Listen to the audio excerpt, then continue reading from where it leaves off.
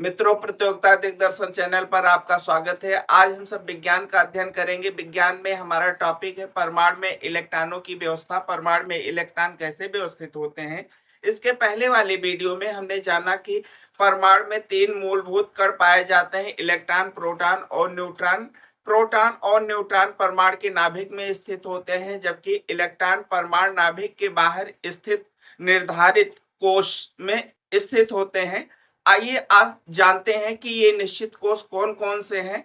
Niels Bohr ने अपने प्रयोगों द्वारा निर्धारित किया कि परमाणु का आकार गोलाकार होता है और परमाणु नाभिक के चारों तरफ चार मुख्य कक्षाएं पाई जाती हैं, जिन कक्षाओं का नाम इन्होंने के, एल, एम और एन दिया और बताया कि इन कक्षाओं में या इन कोशों में इलेक्ट्रॉन 2n² के अनुसार व्यवस्थित होते हैं। अब बात है n क्या है। n बराबर कोश की संख्या, कोश की संख्या। अब हम सब ये निर्धारित करें कि कोश की संख्या n बराबर कोश की संख्या है, तो कोश हम बाहर से गिनेंगे कि अंदर से गिनेंगे? नहीं, कोश को हम परमाणु नाभिक के पास से गिनना चालू करते हैं। इसके अनुसार के हमारा कौन सा कोश हो गया? पहला कोश हो गया। एल हमारा दूसरा कोश हो गया। एन हमारा, यम हमारा तीसरा कोश हो गया और एन हमारा चौथा कोश हो गया। अब आइए देखते हैं कि इसमें कितने कितने इलेक्ट्रॉन हैं। जो फार्मूला नील्स बोर ने बताया कि 2n² के अनुसार इलेक्ट्रॉन परमाणु के कोश में व्यवस्थित रहते हैं, तो के हमारा कौन सा कोश है? पहला कोश है, तो 2 और गुणे में n की जगह पर हम क्या लेंगे? 1। 1 का स्क्वायर कर दिया तो हमारा कितना हो जाएगा? 2 गुणे 1 बराबर में 2। हमारा कितना इलेक्ट्रॉन हो गया? के में 2 इलेक्ट्रॉन। यल में आके देखते हैं। 2 कौन सा कोश है? दूसरा कोश है, तो 2 का स्क्वायर हो गया। 2 गुणे में 4 बराबर में कितना हो गया? 8 हो गया। इसी तरीके से यम में देखते हैं। यम बराबर 2 गुणे कौन सा कोश है? तीसरा है, 3 का स्क्वायर। 2 गुणे और ये इसका स्क्वायर हमने किया तो कितना हो जाएगा? 9 हो जाएगा, बराबर में कितना हो गया? 18। यम में हमारे कितने इलेक्ट्रॉन हो जाएंगे? 18 इलेक्ट्रॉन हो जाएंगे। यन 2 गुणे कौन सा कोश है? चौथा कोश है, तो 2 गुणे में 16 बराबर में कितना हो गया? 32। इस तरीके से हमने देखा कि के कोश में हमारे 2 इलेक्ट्रॉन होते हैं, एल में 8 होते हैं, एम में 18 होते हैं और एन में 32 होते हैं। लेकिन फिर इन्होंने कहा कि किसी परमाणु के अगर बाहरी कोश में 8 इलेक्ट्रॉन है तो परमाणु अस्थायी अवस्था को प्राप्त हो जाता है, और किसी भी परमाणु के बाहरी कोश में 8 इलेक्ट्रॉन से ज्यादा नहीं भरे जा सकते हैं। तब हम 18 और 32 की बात कर रहे हैं, ये कैसे होगा? इसको हम आगे की वीडियो में पढ़ेंगे। इन कोशों को उपकोशों में बांटा गया है, जिन उपकोशों का नाम SPDF है। इसके बारे में हम सब आगे जानकारी लेंगे। अभी हम सब जानते हैं कि परमाणु में हम इलेक्ट्रॉनों को कैसे व्यवस्थित करते हैं, मतलब किसी परमाणु का इलेक्ट्रॉनिक कॉन्फ़िगरेशन या इलेक्ट्रॉनिक विन्यास कैसे करते हैं। आवर्त सारणी में आपने देखा होगा कि जो आपका पहला तत्व है वो कौन सा है? हाइड्रोजन। हाइड्रोजन का परमाणु क्रमांक कितना होता है? 1। हम आपको बता चुके हैं कि परमाणु क्रमांक का मतलब ये होता है कि परमाणु में इलेक्ट्रॉनों की संख्या। हमने 2 शब्दों का नाम लिया था, परमाणु क्रमांक और परमाणु द्रव्यमान संख्या के बारे में भी बताया था। परमाणु क्रमांक का मतलब परमाणु में इलेक्ट्रॉनों की संख्या, और परमाणु द्रव्यमान संख्या का मतलब होता है कि परमाणु में प्रोटॉनों की संख्या प्लस में न्यूट्रॉनों की संख्या का जो सम होता है वो उस परमाणु की द्रव्यमान संख्या होती है। अब आइए हम देखते हैं हाइड्रोजन में कैसे इलेक्ट्रॉन व्यवस्थित होते हैं। हाइड्रोजन का परमाणु क्रमांक 1 है, इसलिए के कोश में केवल 1 इलेक्ट्रॉन जाएगा। इसके बाद में हाइड्रोजन के बाद में दूसरा तत्व आपका क्या है?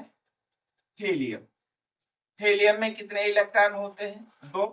को के कोष में कितना इलेक्ट्रॉन जाएगा? 2 इलेक्ट्रॉन जाएगा।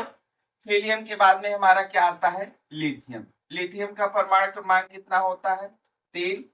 तो के कोष में 2 ही इलेक्ट्रॉन रह सकते हैं, तो 2 हमने भर दिया इसमें, और यल में हमने कितना भर दिया?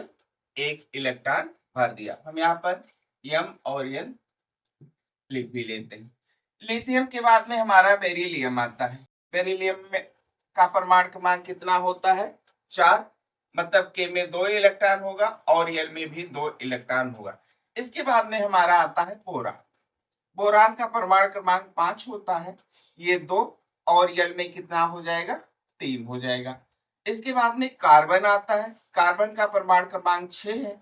इसमें 2 हो जाएगा और यल में कितना हो जाएगा?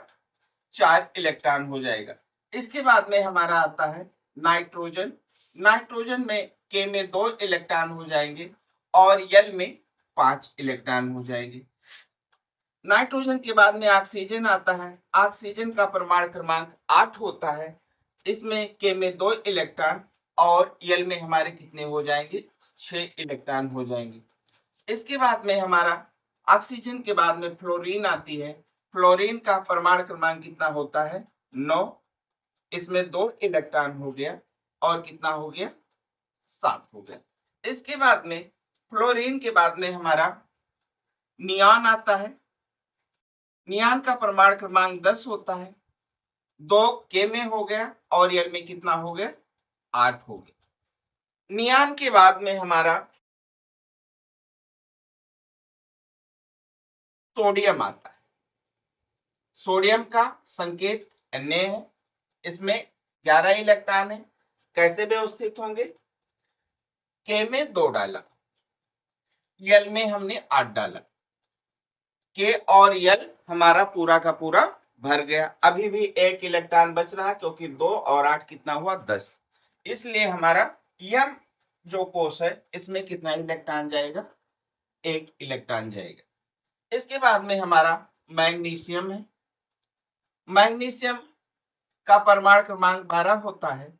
हमने 2, 8 और 2, मतलब यम उपकोष में कितना इलेक्ट्रॉन हो गया? 2 इलेक्ट्रॉन हो गया। इसके बाद में एल्यूमिनियम। एल्यूमिनियम का 13, 2, 8 और 3 हो गया। इसके बाद में हमारा आता है सिलिकॉन। परमाणु क्रमांक 14 होता है। 2, 8 और 4। सिलिकॉन के बाद में हमारा आता है फास्फोरस। फास्फोरस का परमाणु क्रमांक 15 होता है। 2, 8 और 5। फास्फोरस के बाद में हमारा आता है सल्फर। सल्फर का हमारा कितना होता है? परमाणु क्रमांक 16 होता है। इसमें कैसे इलेक्ट्रॉन व्यवस्थित होंगे? के में 2 डाला, यल में 8 डाला और यल में हमारा कितना इलेक्ट्रॉन हो जाएगा? 6। हम ऐसे गिन लेते, काउंट कर लेते हैं। 2, 8, 10 और 6, 16। अब सल्फर के बाद में हमारा क्लोरीन आता है। क्लोरीन का हमारा कितना होता है? 17 होता है। 2, 8 और 7। क्लोरीन के बाद में हमारा आर्गन आता है। आर्गन का परमाणु क्रमांक 18 होता है। ये 2, 8 और 8 कितना हो गया?